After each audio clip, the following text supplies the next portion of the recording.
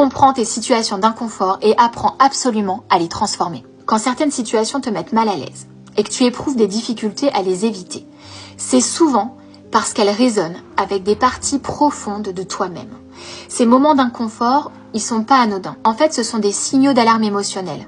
Ils t'invitent à explorer ce qui, en toi, a besoin d'attention, de soins ou de transformation. Un premier pas, c'est d'identifier les situations. Donc, je t'invite à prendre un moment pour te demander quels sont les contextes ou les interactions qui me mettent mal à l'aise. Demande-toi, est-ce que c'est dans des moments où je ressens une pression à faire plaisir, à être parfait ou à éviter un conflit? Ou est-ce que c'est quand je me retrouve face à une critique, un rejet, un sentiment d'impuissance?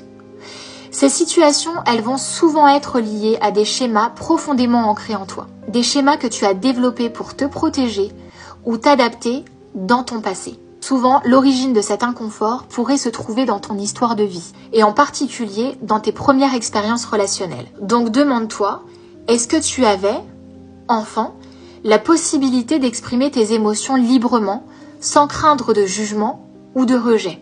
Ou est-ce que tu as appris à minimiser ce que tu ressentais pour préserver l'harmonie familiale ou obtenir l'approbation d'un parent? Si dès le plus jeune âge, tu as dû réprimer tes émotions ou marcher sur des œufs dans certaines relations, c'est complètement naturel qu'une fois adulte, tu te sentes mal à l'aise dans des situations qui vont venir raviver ces souvenirs implicites. Ta difficulté à éviter ces contextes, ça peut être une tentative inconsciente de réparer le passé ou de répondre à des attentes qui, si tu regardes bien, ne sont plus vraiment d'actualité, mais toi par contre, tu continues le même schéma. Il va donc te falloir comprendre tes blocages. Si tu as du mal à éviter ces situations, c'est peut-être parce qu'elles répondent à des besoins invisibles. Le besoin d'être reconnu, le besoin d'être validé, le désir de maintenir une relation et même au prix de ton inconfort, la peur de déplaire ou de provoquer un conflit. Ces motivations, elles vont être invisibles, mais elles peuvent te maintenir dans des cycles où tu te sens tiraillé entre ce que tu veux vraiment et ce que tu penses devoir faire.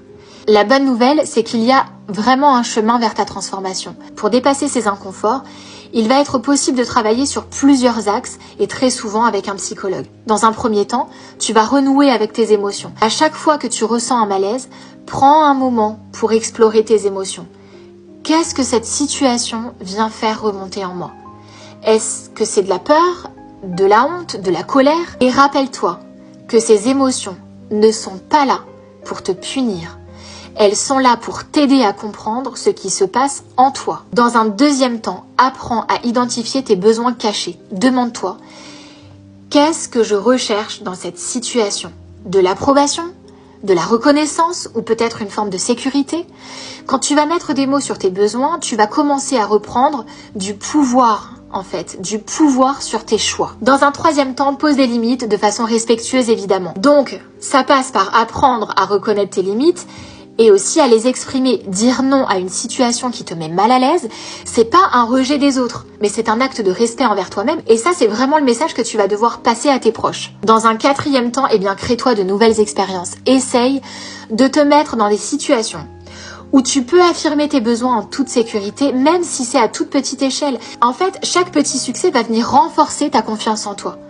Et donc, tu t'offres par la même occasion une opportunité de grandir encore et encore.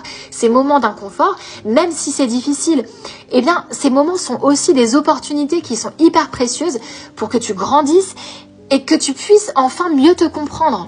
Ça va te permettre de réécrire autrement ton histoire, de te libérer enfin des attentes du passé et de construire des relations qui vont être obligatoirement plus authentiques parce que tes besoins et tes émotions vont enfin trouver leur place. Si tu sens que ces situations, elles sont vraiment récurrentes, que tu n'arrives pas à prendre de la distance, que ces situations vont vraiment t'épuiser, voilà, c'est aussi de prendre conscience que ça peut être assez précieux pour toi d'en parler avec un psychologue.